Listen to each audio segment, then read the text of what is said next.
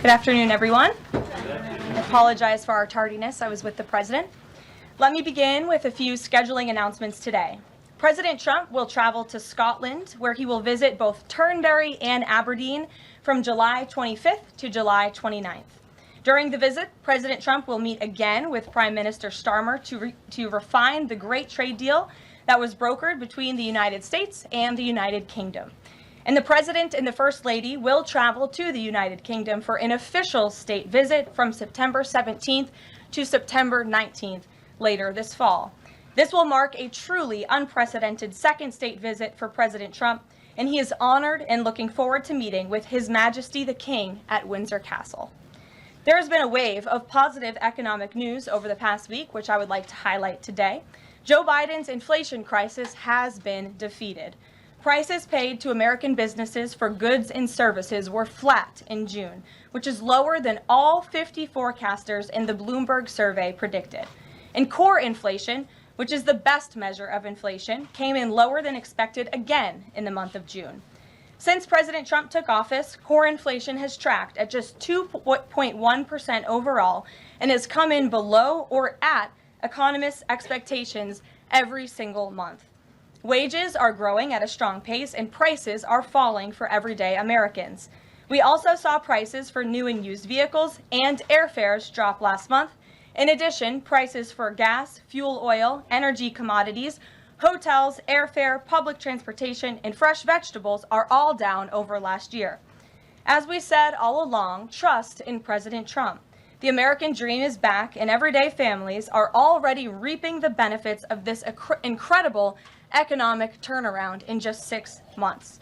President Trump has ended the era of economic surrender and implemented powerful tariffs to stand up for our workers and businesses and rebalance America's trading agreements. Despite all of the doom casting from the so-called experts claiming that these tariffs would be the end of the world as we know it, the opposite has occurred. Tariffs are not inflationary, as President Trump has said all along. In reality, tariffs are a source of massive revenue. We're seeing trillions of dollars in private investment pour into our country right now because the companies around this world want to make their products right here with American labor and not have to pay any tariffs at all. Customs and tariff revenue has already totaled more than $113 billion since President Trump entered office, helping to lead a budget surplus in June for the first time in nearly a decade. We are truly entering a golden age as a result of these pro-growth and America First trade policies. On another matter, yesterday in the East Room, the President was proud to sign the Halt All Lethal Trafficking of Fentanyl Act into law, surrounded by angel families to help finally end the devastating fentanyl crisis that has ravaged millions of Americans. Under the Halt Fentanyl Act, anyone who possesses, imports, distributes, or manufactures any illicit fentanyl-related substances will be subject to criminal prosecution in the same manner as any other Schedule I controlled substance. This legislation will close the loopholes that criminals use to skirt around the law and make it easier for law enforcement to prosecute vicious traffickers who peddle poison in our communities. President Trump has always made tackling the drug crisis a top priority, and this important bipartisan legislation further follows through on that commitment. The complete and total success at our southern border that many in the media in this room continue to ignore is another example of the President keeping his word to families who have lost loved ones due to fentanyl, and it's another win for the American people.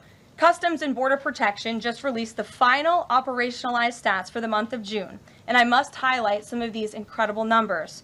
There were only 6,072 Southwest apprehensions in June, 15% lower than the previous record that this president set in the month of March. To put that in perspective, the Biden administration routinely saw the same number of encounters in a single day, and on many days, that number was more than 10,000 apprehensions at the Southwest border. There were also 0 illegal aliens released along the Southwest border for the second consecutive month in a row. President Trump promised to end the illegal alien invasion, and he has delivered on that promise to the American people in record time. With the border sealed, deportations are ramping up. This past weekend, our brave ICE agents were arresting violent criminal illegal aliens all across the country. ICE Atlanta arrested an illegal alien from Mexico, convicted of attempted rape of a child in North Carolina. ICE Baltimore arrested an illegal alien from Guatemala who was previously convicted for sexual abuse of a minor in Maryland.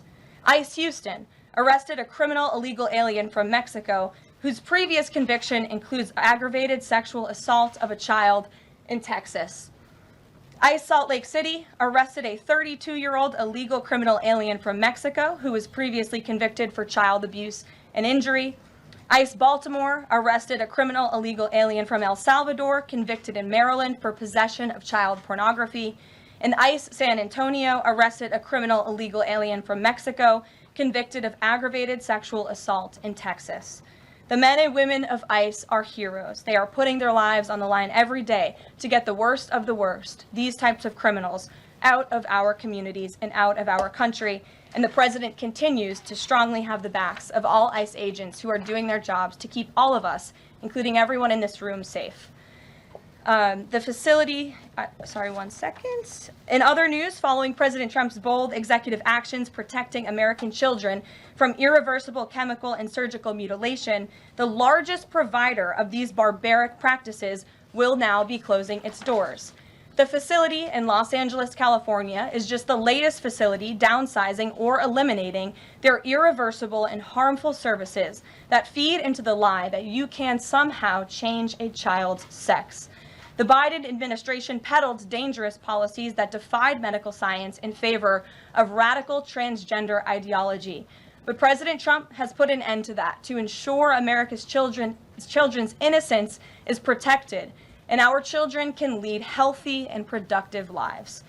Finally, last night, Senate Republicans passed President Trump's $9 billion rescissions package. This will help restore fiscal sanity in our country by rescinding billions in wasteful foreign aid and finally ending taxpayer funding for PBS and NPR, two media organizations that have ridiculously used federal dollars to push a partisan left-wing agenda for many years. The House should pass this rescissions package immediately and send it to the president's desk for signature. On another note, I know that many in the media have been speculating about bruising on the president's hand and also swelling in the president's legs. So in the effort of transparency, the president wanted me to share a note from his physician with all of you today. In recent weeks, President Trump noted mild swelling in his lower legs. In keeping with routine medical care and out of an abundance of caution, this concern was thoroughly evaluated by the White House medical unit. The president underwent a comprehensive examination, including diagnostic vascular studies. Bilateral lower extremity venous Doppler ultrasounds were performed and revealed chronic venous insufficiency, a benign and common condition, particularly in individuals over the age of 70. Importantly, there was no evidence of deep vein thrombosis or arterial disease.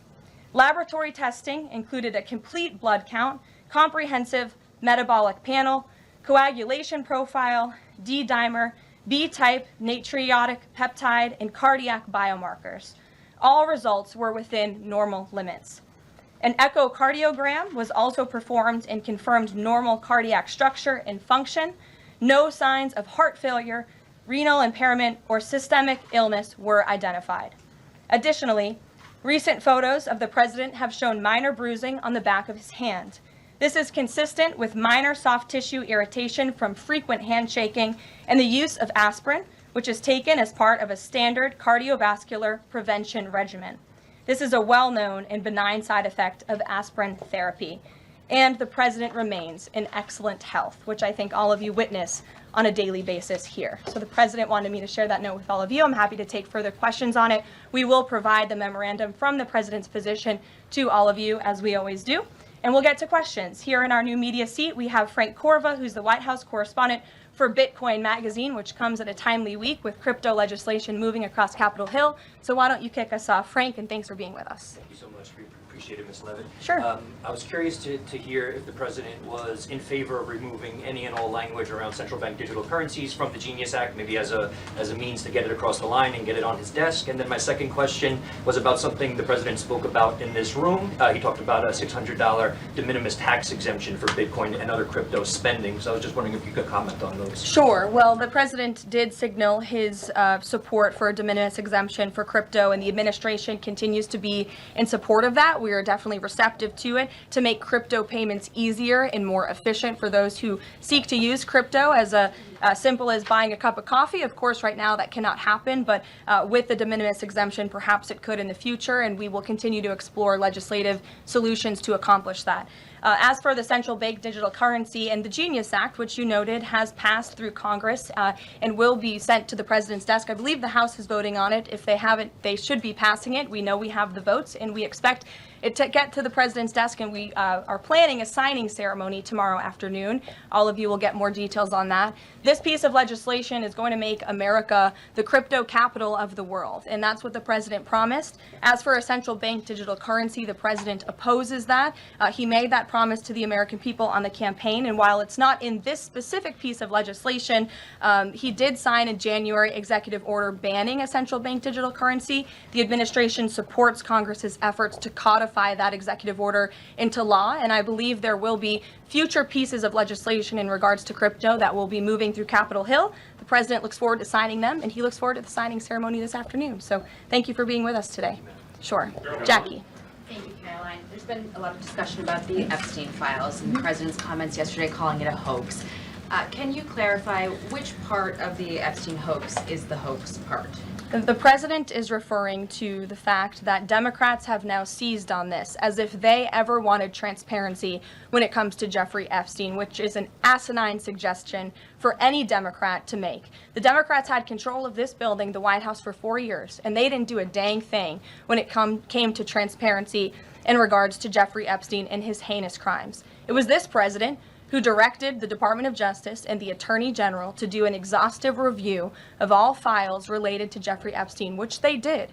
The Attorney General and the FBI, led by Pam Bondi, Dan Bongino, Kash Patel, these are great patriots, some of the most trusted voices in the Republican Party movement. It's part of the reason the president appointed them to these high law enforcement positions, and they spent many months going through all of the files related to Jeffrey Epstein, and they concluded what they found in that memo, which they drafted and they released. And so the president has been transparent. He has followed through on his promises to the American people, but he doesn't like to see Democrats and the mainstream media covering this like it's the biggest story that the American people care about.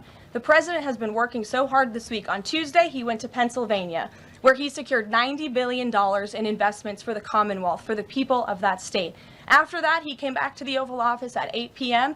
He went in there to whip votes to get the Genius Act signed into law. And because of his efforts, that bill is now going to be signed and passed. The following day, yesterday, he meets with a foreign leader, the King of Bahrain, to secure more investments into this country. And then yesterday afternoon, the president is in the East Room of the White House mourning with parents who have lost their children because of fentanyl, signing a bipartisan piece of legislation. And not a single cable network in this country took that event live and covered that event like they should.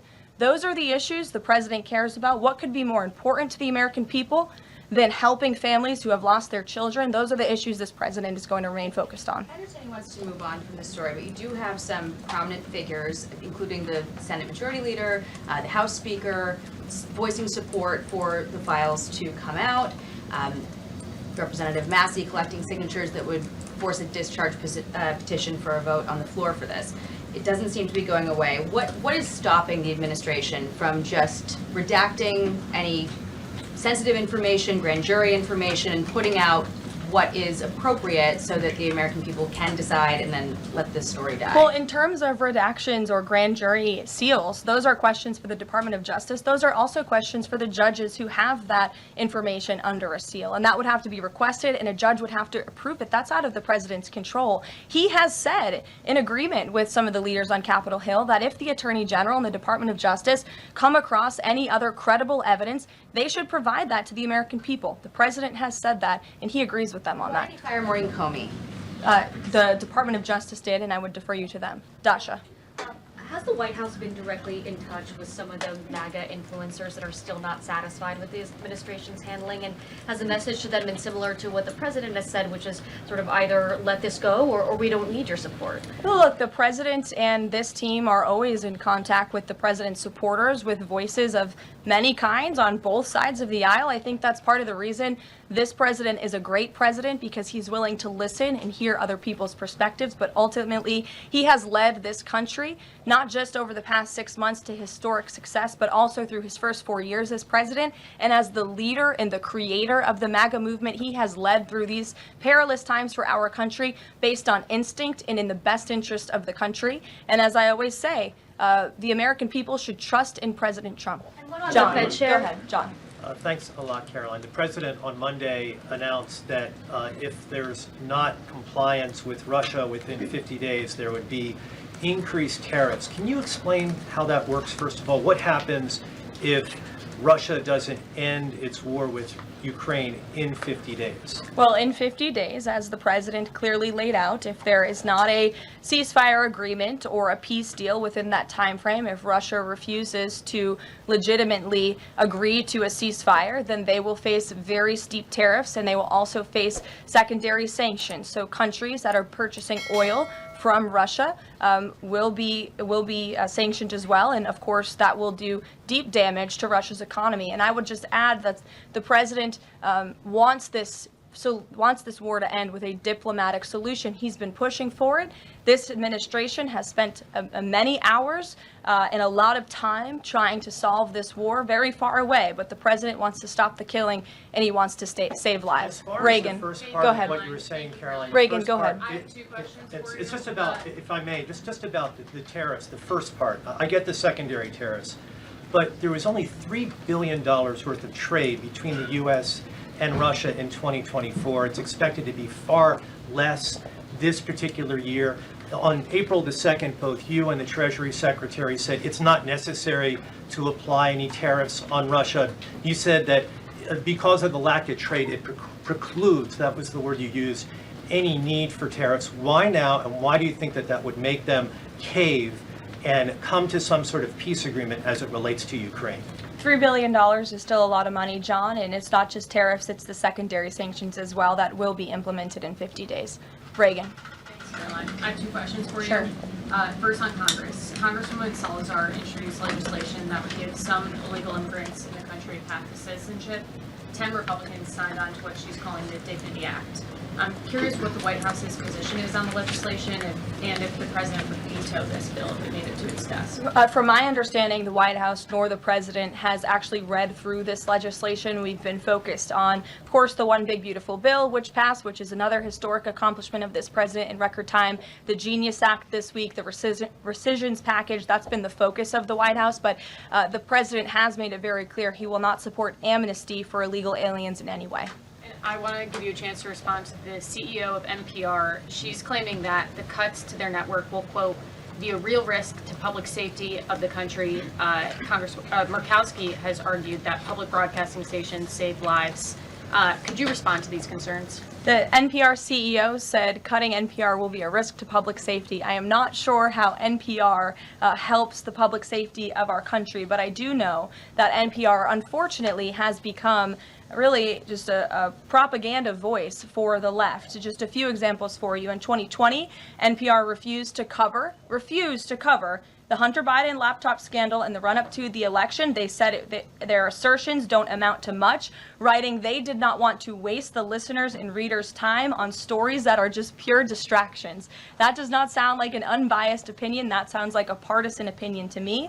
And this is a taxpayer-funded organization. In 2018, that same CEO that you're talking about called the president in the Oval Office, who nearly 80 million Americans elected, she called him racist, shared a photo of herself wearing a Biden for President campaign hat, serves on the board of a Soros-funded activist group.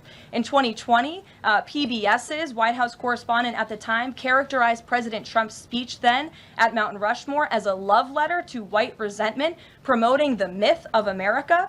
In 2017, PBS devoted an entire panel talking about what it means to be woke and white privilege. In 2023, PBS's Washington Week Roundtable covered up Joe Biden's clear mental divide. That's actually quite the clip. I would encourage all of you to look at it. These are not honest news organizations. These are partisan, left-wing outlets that are funded by the taxpayers. And this administration does not believe it's a good use of the taxpayers' time and money. Ed Lawrence. Yeah, thanks, Carol. I want to ask about the Federal Reserve. So does the president believe that the slightly restrictive monetary policy stance right now, could that cause an economic slowdown? And if he does believe that, when? What pause are you referring to? No, could the stance of the monetary policy is slightly restrictive? Does the president believe that that stance, the slightly restrictive stance, could cause an economic slowdown in itself? I haven't heard the president discuss that specifically, but what I do know in regards to the Federal Reserve is the president's been very transparent about his displeasure with both the policies and the management of the Fed, and he spoke about that to all of you pretty extensively in the Oval Office yesterday. And last month, one more if I could, last month, the Canadian Prime Minister said the president had agreed to a July 21st deadline to sort of work towards a trade agreement. That's 4 days from now. Could there be a trade agreement with Canada in 4 days? Well, look, we'll see. The trade team continues to be very active in our conversations and discussions with Canada. The president himself has said, unfortunately, our neighbors to the north have been pretty difficult to deal with when it comes to matters on trade. But in trade, generally speaking, as you know, 25 countries have received letters thus far from the president directly with his big, beautiful signature on them, from Japan to Korea, South Africa, Kazakhstan, Malaysia, just a few countries, and Canada also received a letter for 35%. With that said, if countries want to have legitimate further discussions, the Trump administration and the president's trade team are willing to have further talks, but these letters these countries have been receiving are the deals. And as the president has said, those deals will be made. They are tailor-made to each and every country based on the United States' concerns and what's in the best interest of the American worker and the American people. Charlie, go ahead. Thank you, Caroline. No, I called on Charlie, but Deanna, you can go ahead too. Go ahead. The president said that he floated the idea of a special prosecutor in the Epstein case.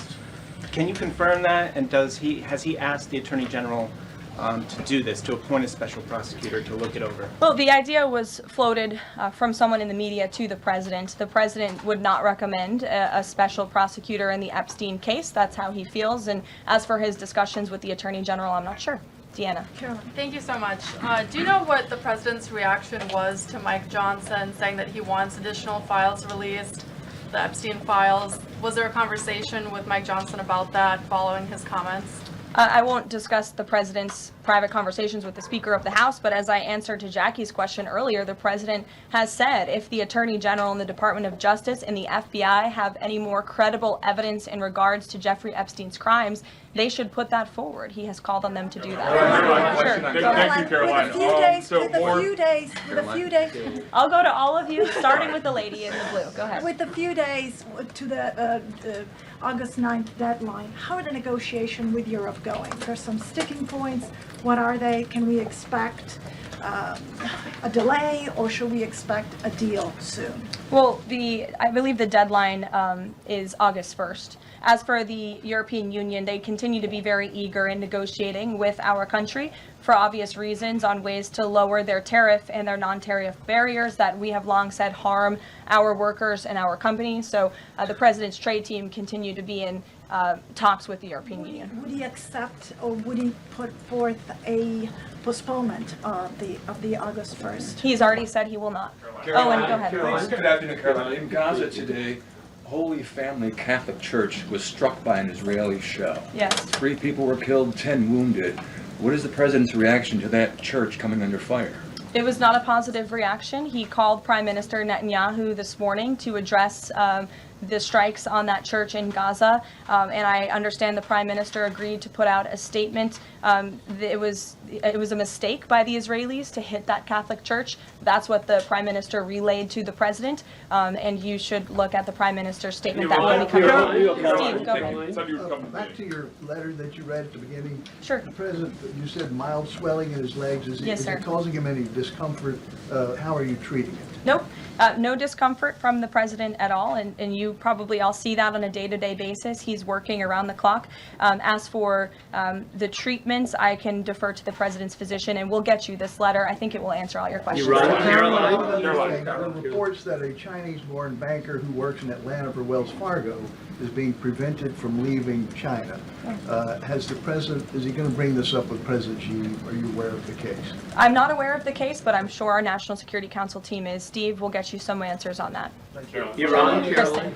Thank you, Caroline. Two questions. So the first is that President Trump said that the Attorney General only gave him a brief overview of what was in these Epstein files. Does he have knowledge or an understanding of what is in the files related to Epstein that have not been released? Not to my knowledge, and that's a question for the Attorney General, as I said, and the President has told the Attorney General if they have any more credible evidence, they should release it. Is that evidence, would she have to run that by the President before she released it? I don't think so. He said if she has any more credible evidence, she should release it. Go ahead. Thank you. Go ahead, yes. Great, thank you, Caroline. Two questions. One, today. And you can go ahead, Andrew. Don't worry. Today, tens of thousands of folks are rallying nationwide to honor the legacy of Congressman John Lewis. Meanwhile, Republicans in Texas reportedly are working to redraw congressional maps at President Trump's urging. How is President Trump reconciling his call to action for Texas Republicans with the legacy of Representative John Lewis? I'm not quite sure how the two things are related. I think the president would agree that John Lewis served our country for many, many years. It has nothing to do with the redistricting efforts that are currently underway by Texas Republicans to add seats to their legislature. They have the right to do that. The president spoke to the congressmen and women who serve the great state of Texas about it, but it's up to them and it's up to their legislature to get that approved. And Caroline, just the second question. And Go does ahead. the president support the Justice Department's request for just 1 day in jail for the officer convicted in Breonna Taylor's killing? And what message does he believe that sends to her family and to other families seeking justice in cases of police violence? I haven't talked to the president about that case. Go ahead. Just the president, when the president met the interim president of Syria a couple of months ago, he described him as a young, tough, attractive guy. After the latest clashes in Syria over the last few days, does President Trump still support Syria's interim president? The president still supports Syria's pathway to a peaceful and prosperous country, and you received an update directly from the Secretary of State on the ongoing situation between Syria and Israel. I spoke to him myself this morning to get an update, and as soon as the United States became involved in this conflict, we were able to de-escalate, deconflict. That seems to be continuing. Syria agreed to draw back their troops that were in the area where that clash was ongoing, and we continue to be very actively monitoring the situation. The president wants to see Syria become a prosperous and stable country, and by the lifting of the sanctions on Syria, he's giving them a real chance to do that, and he wants to see that through. Andrew, go ahead. So on Tuesday, the president told a very detailed story about his uncle, noted scientist John Trump, and Theodore Kaczynski, the late Unabomber. He said that Dr. Trump taught Ted Kaczynski. Ted Kaczynski was not identified as the Unabomber until 1996, 11 years after John Trump passed away. It would have been impossible for John Trump to have ever discussed the Unabomber with the president. So what was he talking about? And I have one follow-up. Andrew, with so many issues going on in the world, I'm a little bit surprised you would ask such a question, although I'm not sometimes coming from you, I will say, but I'm willing to give you an answer. Nevertheless, the president's uncle did, in fact, teach at MIT. He was a very intelligent professor. The president's very proud of his family. In fact, the president has a letter from his uncle on the MIT letterhead that sits in the Oval Office dining room. Maybe we'll let you see it sometime. And then Elizabeth. Caroline, one more. Elizabeth, will the go president consider pardoning Ghislaine Maxwell Elizabeth, if the Epstein case is a hoax? Okay, I'll start off with the president said last week he would not be getting involved in the New York City mayoral case. If that mayoral race, if that's still the case, given his history drawing a large crowd in New York City, what's his reason for staying out of it in that way? Well, look, I think the president reserves the right to get involved in races or not get involved in races, and he's made the decision not to weigh in on the New York mayoral race, as you rightly pointed out, although he has gone as far to say he absolutely does not want to see Zemdami, elected, who is a known communist who supports the abolishment of private property, the defunding of police. He has made very well-known anti-Semitic statements. It would be a disaster for New York and for this country. And I think it's quite telling that this individual, a known communist, has been spending time in Washington this week meeting with leaders on Capitol Hill. This is truly where the Democrat Party is headed. Clearly, they learned nothing from November 5th in the president's overwhelming victory. Mary, go ahead. Thank you, Caroline. I want to backtrack to the hospitals that have stopped providing transgender surgeries and hormones for kids. On this front, does that have anything to do with the DOJ subpoenas last week? Should we expect any more hospitals be shutting down their programs? And I wanted to also ask what you make of all these media reports, especially the AP, which I noticed, which portrays these children as losing something that's saving their lives. Yes, I think the president spoke a lot about this issue, which is a political issue, but also really a cultural issue that impacts children and families. He talked about it a lot on the campaign, and I think he was quite surprised by the uptick we were seeing in the embracement by the Democrat Party when it comes to the chemical castration and mutilation of young innocent bodies. And so the president made it a very early priority to sign very strong executive orders to cut off the funding for any hospital or any medical facility in this country that provides such barbaric procedures. And as a result of that strong policy and the president's strong common sense position on this issue, we've had such an overwhelming response, which is great for children in Arizona. Phoenix Children's Hospital has stopped providing puberty blockers and hormone therapy to minors. In California, Stanford Medicine ended sex change surgeries for minors. Children's Hospital Los Angeles is closing its Center for Trans Youth Health and Development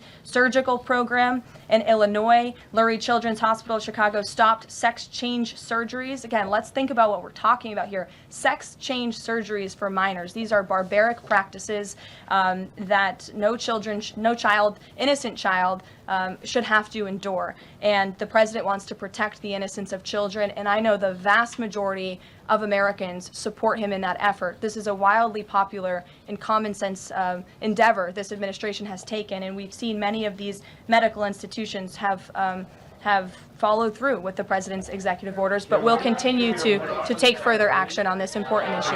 Garrett. I too, if you'll indulge me. Sure. On the rescissions package, I wonder what the White House makes of this theory that it increases the odds of a shutdown. The theory is basically, why would any Democrat vote for a bipartisan spending deal with Republicans if Republicans can turn around and claw the money back the next day? Look, $9 billion worth of crap that it was in our federal funding that is now being rescinded. This is a good thing for the American people and the American taxpayer, and I think our Office of Management and Budget Director was saying this process should be more bipartisan. Democrats, there was a time in this country where Democrats too cared about getting rid of waste, fraud, and abuse in our federal spending. I think every American agrees the government spends way too much money on things that don't matter. Some of those things includes PBS and NPR, or for instance, the Democracy Fund, which was funded to the tune of $83 million through the Department of State, but they were giving hundreds of thousands of dollars for gender equality and empowerment hubs in Yemen, $3.9 million for strengthening information integrity, equality, and democracy for LGBTQI population of the Western Balkans. These are not good uses of the taxpayer funds, and Republicans are proud to lead that effort, and we wish more Democrats would join us in that. I wanted to follow up on the Maureen Comey question just to clarify. Did the White House have any knowledge, or did the president sign off on her firing? This was a decision that was made by the Department of Justice. There was an agreement that was made between Immigration and Customs Enforcement and the Centers for Medicaid and Medicare Services regarding access to Medicaid information for 92 million Medicaid recipients around the country. That includes health information. So how does that not violate HIPAA violations and privacy concerns, for example, of American citizens? I'm going to have to defer you to Immigration and Customs Enforcement on that. I'm unfamiliar with that agreement that they made. Thanks, Caroline. Two questions. Rusko said today he's going to be looking into cost overruns in the Fed's renovation projects. Is there a deadline for him to come back with findings to the president? I don't believe there's a deadline the president has set for Rust Belt, but I think, again, this is a good use of taxpayers' time to look into this project that is millions and millions of dollars over budget. It's for a big, beautiful mansion for the federal chairman, reserve chairman, and I understand that it costs much more than it did the beautiful palace that many of you joined us at when we went overseas. So it's completely unnecessary. It's overpriced. And I think it's a good thing the administration, led by the president, is looking into it. If there were to find wrongdoing or fraud, would the president reconsidering firing Jerome Powell? Look, it's a hypothetical question. We'll see where it goes. The president spoke about how he feels on this matter yesterday. Sure. Sure, Thank go you ahead. so much, Caroline. So we saw Ambassador Huckabee arrive to Prime Minister Netanyahu's trial to show his support. Does the president plan to impose any kind of sanctions against the Israel judicial system? I don't have any update for you on that or any announcement on that front. I don't believe so. Does the president believe that justice has been served in the Epstein case? Look, the president believes that he directed the Department of Justice to do an exhaustive and thorough review, and they did that. And they all agreed, the FBI director, the deputy FBI director, the attorney general, on the memo that they drafted and they released. Thank you, Caroline. Just a follow-up on Reagan's question. Representative Salazar's bill, it grants illegal aliens with legal status for 7-year increments. It also gives permanent path to residency for so-called dreamers. And, you know, President Trump and Labor Secretary Chavez, who previously co-sponsored a version of this bill when she was in the House, they've spoken about a work deal similar to the bill, I believe. What's the difference between a work deal and amnesty? Look, as I told Reagan, the president, the White House have not reviewed this specific piece of legislation. It's just not where our focus has been. But the president, for one, has been very clear he does not support amnesty. Caroline, We'll go to, oh, look at some friends in the back. Brian, go ahead. You didn't show up early enough to get some good real estate up here. I love it. Any update on the auto pen? I know that there was the DOJ and some others were looking into the thousands of documents that were signed off just before Joe Biden left office. Any update on the auto pen? Yes. I'm not laughing at you. I'm just laughing at how far away you are, and you're going to need to get some microphones back there. On the auto pen investigation, yes. The White House counsel's office has launched their own investigation into former President Biden's usage of the auto pen. We have requested some documents from the National Archives, and again, as I've said many times from this podium, and the president has said as well, it's incredibly important that we get to the bottom of who really was at the tip of the spear in the decision-making process here in the White House, because former President Biden himself admitted to the New York Times, I understand he never gave interviews when he was here, but now all of a sudden he wants to give one, and he said that he did not actually review every single pardon that he signed on his way out the door. That's incredibly concerning, and I can tell you it's something this president would never tolerate. This is a president who is signing things all the time. Any document that has legal implications, this president's signature is on it because he's the one making the decisions. It does not appear that was the truth in the previous White House, and I know the American people want to receive answers on who was running the show, because the decisions that were made in this place really destroyed our country, and we deserve to get to the bottom of it. Mark, in the back. Thanks. Some Christian groups are complaining that they are not able to get visas as quickly to travel to Israel, and it's been elevated to Ambassador Huckabee's station. Is the White House aware of that? Does it have any reaction to that? And is that part of the president's disappointment with Netanyahu's government? Look, I'm not aware of that, Mark, but I'm sure, again, our National Security Council is, and also the State Department. As you know, travel visas roll through Secretary Rubio's shop over there, whom we work very closely with. So we will check in on the matter. But I know overall, this president and the administration do want to streamline the visa process to make it easier for both Americans who want to travel abroad and people abroad who want to come to our country the legal way. Sure. Go ahead. I was going to the gentleman above you, but go ahead, Libby, and then you can go. Sorry. Okay. Two questions for you. The first is, during the Hill Nation Summit, Secretary Noem suggested there could be some changes to TSA's liquid limits. Is the President aware of that? Is that an idea that he's backing? And what would that timeline and the changes look like? Sure. I would defer you to the Department of Homeland Security, but I did see Secretary Noem's comments, and I think it's great that on day one she asked TSA, what are we doing right? What are we doing wrong? How can we make air travel more efficient while maintaining utmost security for American passengers and travelers? And I know they announced no more shoes, or you don't need to take off your shoes anymore at the airport, which I think is welcome news to all of us who travel a lot. But further guidance or decisions, of course, that's in the Secretary of Homeland Security's overview, and I would defer to her. The other question for you is on Bondi and Burgum's trip today to Alcatraz. I'm curious what the funding is going to look like for that, and who the President does want to see incarcerated there, if it were to become. Sure. Well, this was an idea of the President. He spoke about it in May, and he directed his administration to review a reopening plan for Alcatraz if it is possible, which is why the Attorney General and the Secretary of Interior have traveled there today. They are touring the site, and if the Alcatraz prison is reopened, it would be under the purview of the Bureau of Prisons. And the Secretary of Interior also would play a big role in this as well. So they're there to review the site today, and I'm sure you'll hear more from them on it later. And just to follow up, Libby, on who the President wants to see housed in Alcatraz, the worst of the worst criminals in this country, both American criminals who convict heinous crimes, but also illegal alien criminals before deportation as well. Sure. Go ahead. The State Department yesterday urged the Chinese Communist Party to cease its campaign to eradicate Falun Gong, a peaceful spiritual practice. With the anniversary of this brutal persecution approaching, does the White House have a message for the CCP on this? Well, I will get you one, and we will get back to you. Sure. Go ahead. We'll take. Go ahead, and then go ahead. Sure. I've never called on you. Why don't you go ahead? In the red tie. Dr. Harper behind. Thank you. Yes. Go ahead. Go ahead. Me, thanks. Yes. Thank you, Caroline. Yes, you. What's your name? My name is Matias. Thank you. What's your outlet? I'm for Record TV, Brazil. Great.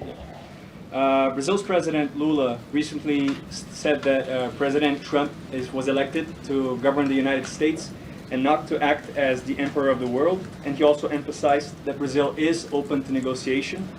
I'd like to hear what you have to say about it, what the administration has to say about it, and specifically what areas are currently open to negotiation in the light of the 50% tariffs that were announced. Sure. The President is certainly not trying to be the emperor of the world. He is a strong president for the United States of America, and he's also the leader of the free world.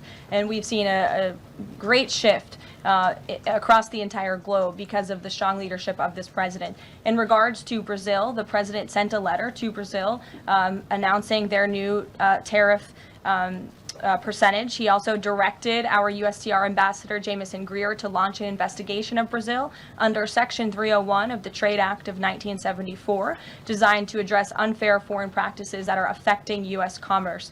For years, we know Brazil's digital regulations and weak IP protections have undermined U.S. tech and innovative companies, and their tolerance of illegal deforestation and other environmental practices puts American producers, manufacturers, farmers, and ranchers who follow better environmental standards at a competitive disadvantage. So this president always acts in the best interest of the American people and the United States of America,